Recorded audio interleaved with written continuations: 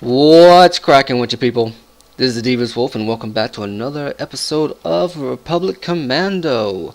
In the last one, we set about infiltrating the droid facility, the droid factory.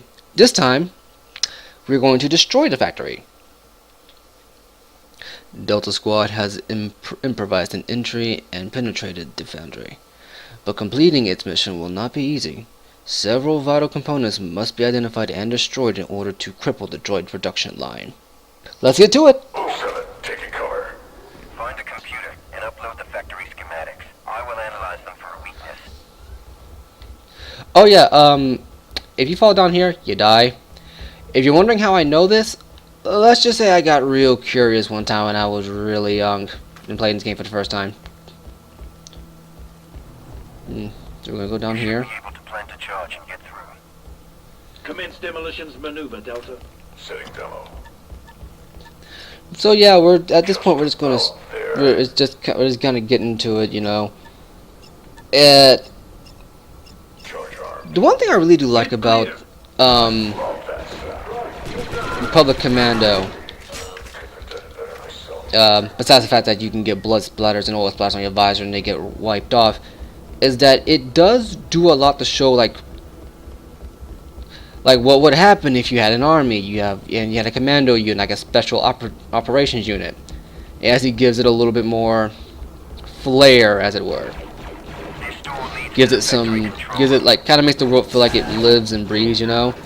Like one of the more common complaints of the prequel series of Star Wars is that too much politics, not enough action. Well, this one you pretty much get the exact opposite. Now, here's something interesting. We have two ways of going about this. We can do a door breach, or we can hack the panel. If you hack the panel, sorry about that. I was trying to switch out my grenades there. If you hack the panel, it equates to stealth. If you do a demolition charge, they will know you're coming, but you will get damage done on the enemy that's directly behind the door. It can help if you know what you're doing, and only if you know what you're doing. Given the fact that I don't have this game memorized to that much of a degree, because it's a very simple game, you just kind of go in and go out, we're going to do some stealth. Unlock that door, Delta. Need some cover here.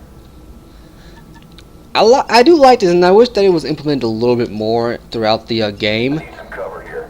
Well, I say a little bit more. It's pretty much implemented at every point in the game. There's very little. Let's see, right here, if I had gone for a door breach, it probably would have worked out to our benefit, because they would have thrown a grenade in, killed some guys, and would have been effective. Now we're going to go over here, do this. Delta. Now around this corner, if my memory serves correct, yes, two of these things. Here's how you beat these. 1, 2.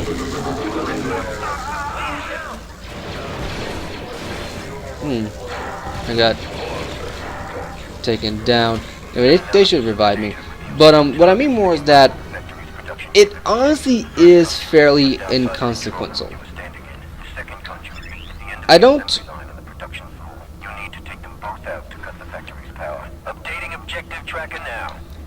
I don't think it makes that great a difference, because eventually you are going to get into a firefight. It's not going to be this whole thing where it's like, oh, and we're going to Give me a slice on that door, Delta. and we're going to stealth, and we're going to be stealthy here throughout the entirety of the thing. There is like 1 or 2 instances here in which that does happen.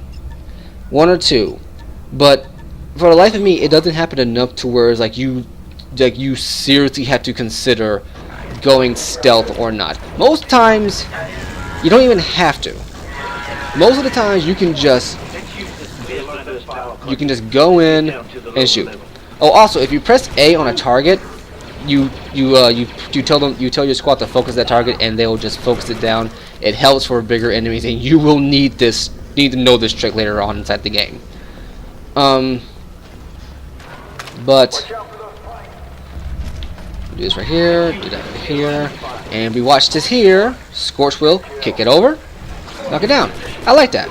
Small detail, but I like it.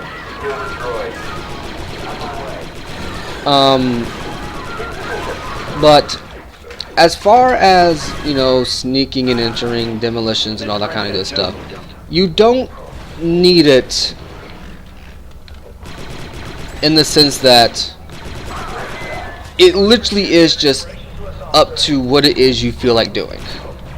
Like, do you feel like breach and clear, or do you feel like sneaking in? Oh wait, we have a fresh beam cannon here. If you'll notice between episodes, this thing went to a full charge. That's because if you don't save before entering another level and then just exit the game like I did last time, it will auto save you, and your auto save will pick up at the last time it auto saved, usually right before the end of the level. It's only like 2 minutes, so it's not that big a deal, but you know, it just helps knowing. Now I want you guys to note something. If you ever, for some of my more technical minded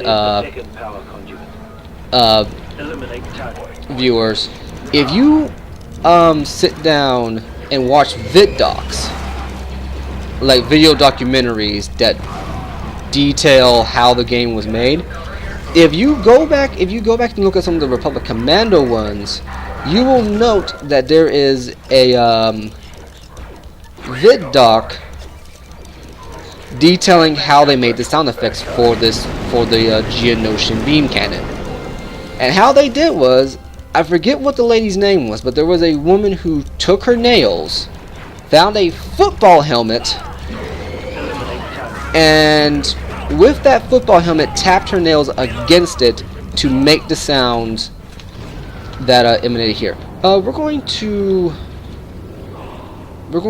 form up because I don't want people dying, because I'm about to, since I'm out of beam energy, I'm gonna go ahead and get myself some more beam energy,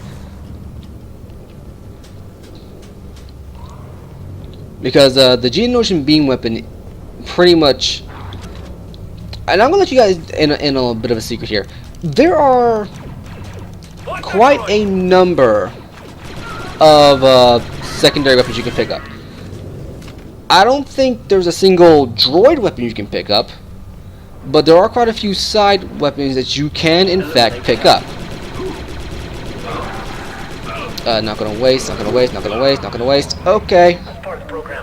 Just gonna let them finish that guy off. But Returning in a moment. for the most part, and where are they? There they go. Looks like they killed it. Someone going to help me out? Okay, Seb was blocking the fixer, that's probably why. But there are a number of secondary weapons you can pick up that will fill in that extra slot, the slot that goes before the DC-15 pistol. And I classify them in two categories. You got your heavy weapons. Okay, this got blown up. You got your heavy weapon, you got your secondary assault weapon, and that's it. There's only like that's pretty much it. And the beam cannon falls into the heavy weapons area.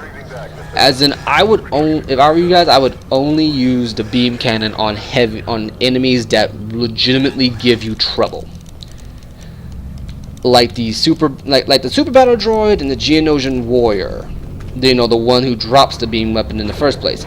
I would only use this weapon on those. You're wasting it otherwise on these droids, because unless you have your sensitivity turned way down, and I like having my sensitivity where it is, just because it's easy. That's because I'm used to aiming like that. Okay, hold up, wait a minute. But because the super battle droids and the Geonosian warriors just kind of stand there, they don't. Seb, I'm gonna need you to not do that. They're less likely to get in the, less likely to dodge around and whatnot. It usually helps to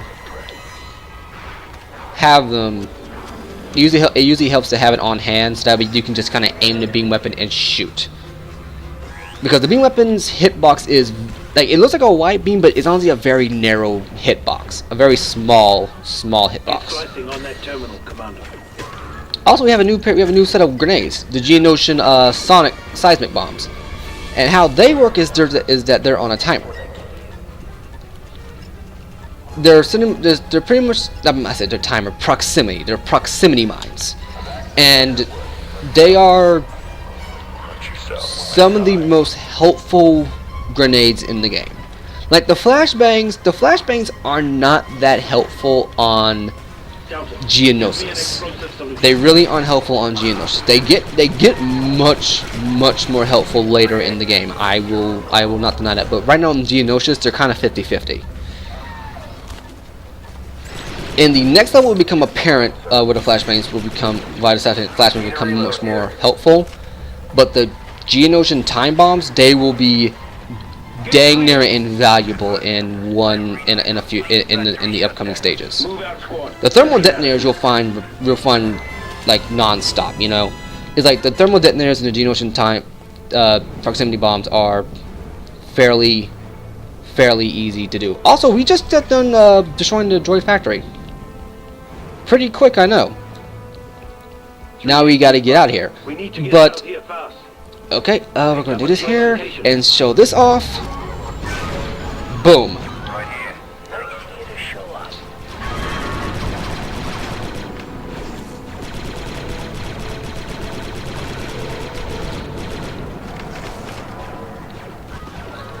Okay, I guess we're done. Alright. Well, let's get out of here. And that's it.